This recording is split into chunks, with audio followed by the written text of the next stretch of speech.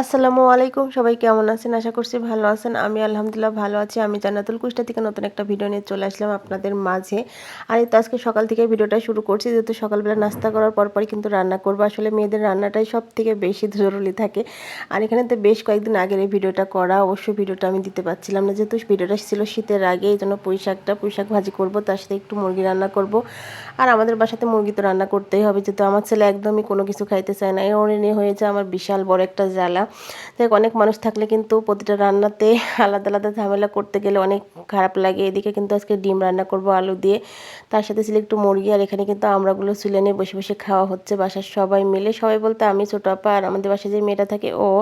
আর এখানে কিন্তু শাশুড়ি আবার 12টার দিকে বলে যে আজকে চলো একটু বাজারে যাই। আসলে আম্মা যখন বাজারে যায় তখন কিন্তু অনেক বেশি কষ্ট হয়ে যায় আম্মার সঙ্গে, যেহেতু আম্মা বাজার করতে অনেক বেশি পছন্দ করে। আর আম্মা কিন্তু এখন পর্যন্ত আলহামদুলিল্লাহ আমাদের সাথে কিন্তু সবার সাথে কিন্তু একসঙ্গে বাজার করতে যাই, সেটা কিন্তু অনেক বেশি ভালো লাগে। আসলে যখন বেশি জিনিস কিনতে হয় তখন কিন্তু আমি আমার শাশুড়ির সাথেই বাজারে যাওয়া হয়। তো যাই হোক, আজকে কিন্তু অনেকগুলো মাছ কেনা হয়েছে, যেহেতু সেই জন্য কিন্তু মাছের বাজার করার জন্য আম্মার সঙ্গে যাওয়া হয়েছে। আর এখানে কিন্তু অনেকগুলো মাছ টাছ কিনে নেওয়া হলো, বললাম না অনেক দিন আগের ভিডিও।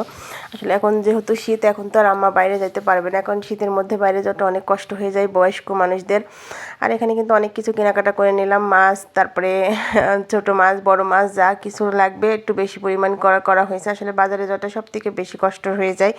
তারপরও কিছু করার নাই, বাজারে তো যাইতেই হবে, কারণ বাজার করতে হবে, খাইতে হবে, এটাই আসলে। বাজার না করলে তো হবে না। এখানে আদা নিয়ে নিল আম্মা, এখানে যেহেতু ওইগুলো কিন্তু খুঁটি খুঁটি বাজার করা হয়েছে। আর এখানে কিন্তু আদা, পেঁয়াজ, রসুন এগুলো কিন্তু নেওয়া হচ্ছে, যেহেতু আম্মার সাথে গেলে কিন্তু মাছের বাজারগুলো করা হয়। এখানে কিন্তু রুই মাছ নেওয়ার জন্য কথা বলা হচ্ছিল।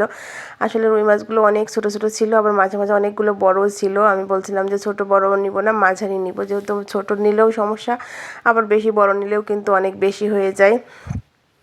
তার জন্য আজকে মাঝারি মাঝারি রুই মাছগুলো নিয়ে নিলাম। আর তাজা তাজা রুই মাছ দেখেন, সবগুলো কিন্তু হেঁটে হেঁটে বেড়ানো মাছগুলো। যেহেতু মানুষ তো হাঁটে, মাছও কিন্তু মাঝে মাঝে হাঁটাহাঁটি করে, দেখছেন। তো যাই হোক, মাছগুলো নেওয়া হয়ে গেল। আর এই ভাইয়ের সাথে গল্প করছি, যেহেতু আমার বর সবসময় এখান থেকে মাছ কেনা হয়, এই জন্য কিন্তু মানে মুরগির দোকানে যেখান থেকে আমার শ্বশুর মাছ কিনতো, সেখান থেকে কিন্তু এখন পর্যন্ত আমরা মাছ কিনি। মানে আমার শ্বশুর যেখান থেকে মুরগি কিনতো, আমরাও সেখান থেকে কিনি। এখানে বাটা মাছ, পাবদা মাছ, তার সাথে ছিল রুই মাছ, তারপরে পাঙাশ মাছ, এগুলো সব কিছুই কিন্তু নেওয়া হয়েছে আজকে, যেহেতু একটু বেশি পরিমাণ বাজার করা হয়েছে এই জন্য। আর এখানে কিন্তু যেদিন বাজার করা হয় সেদিন কিন্তু অনেক বেশি কষ্ট হয়ে যায় বাজার নিয়ে রান্না বান্না করতে। আসলে অনেক বেশি প্যারা হয়ে যায়, বাজার মানে কিন্তু একটা প্যারা।